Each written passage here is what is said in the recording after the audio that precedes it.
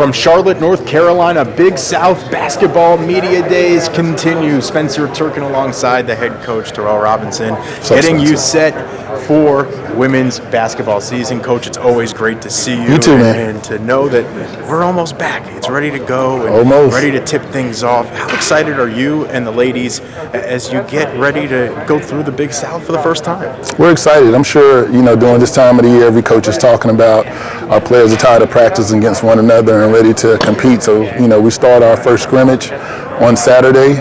We'll see what we have and what we need to continue to work on. But it's exciting, going into a new conference, sets a new stage and more motivation to get to the top. Some pieces are back for you, others, new faces. How is all the meshing going? And where is your team right now? Where do you think they need to be in order to be ready for the Big South? Well, it's a process. And, the thing about this team that we have this year, we're so talented. We're two to three deep in each position, and it's making myself and my staff's job hard in terms of not just starters but rotations. As we lost Jayla Jones-Pack and Deja Winters, and trying to fill that void. We got Shannon Scott back. That is exciting. But I couldn't tell. I couldn't see any excitement out of you. None whatsoever. Yeah, we're excited to have Shannon back, and she's been challenged as well. We're putting her more so on the wing because we've brought in some really talented post players, really talented forwards. But all in all, I'm excited, man. It's just, this is a process. We have a lot of new kids, and they're trying to get acclimated to our system and just, the expectations and standards here. And our returners are doing a great job of helping them with that. What was it like when you found out that Shannon wanted to come back, put her career on hold, and put her whole personal life on hold in order to come back and try and run it back and win another championship? Well, as a coach and a person, it just tells you that she trusts you. Shannon could have went on and pursued a professional career in basketball. She could have taken the job offer that she had from IBM, but she fell in love with basketball again, and she wants to see where she can take it here at North Carolina A&T State University. So it was very gratifying. No pressure on her, just hoping that she decided to come back.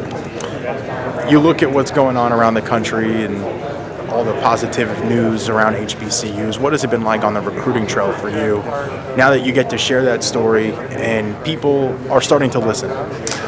It's been good. But with it though, there are also the people that you don't want to listen. It's funny, like kids that some kids we're not recruiting, saying that they're thinking about being at an HBCU. Well, okay, but now, we're an HBCU, but we're also a pretty good mid-major program, and so there's a certain level of talent that we want to try to pursue. But it's been great. Recruiting's been good. The phone conversation's been great. Kids are listening.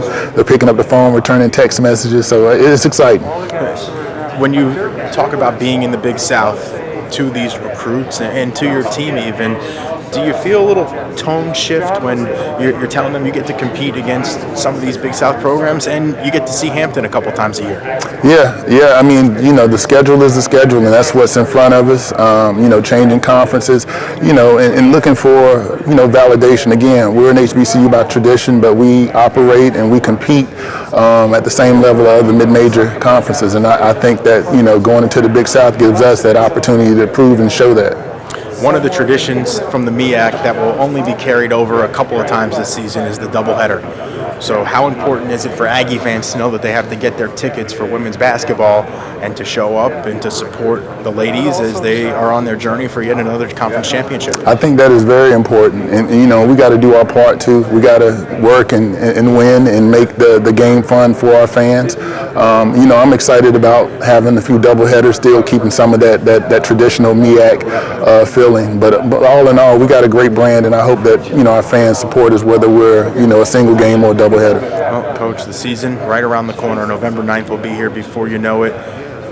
What are you most excited about with this team as you get set to tip off the 2021-2022 campaign? The thought that I can go to a number of people. We can play a couple of different styles where we can go 4 guards or we can go 2 posts. We can speed it up or slow it down. We have a little bit of experience. We have a little bit of youth. The practices have never been as competitive as they've been right now, so it's exciting. But again, like I said, it's a process. I don't want to skip steps, and hopefully we'll be where we need to be when we get there. Coach, always appreciate the time. Best of luck to you and to the ladies. Basketball season starts November 9th. I know that all of Aggie Nation cannot wait until you guys toss it up and get it going. Aggie pride.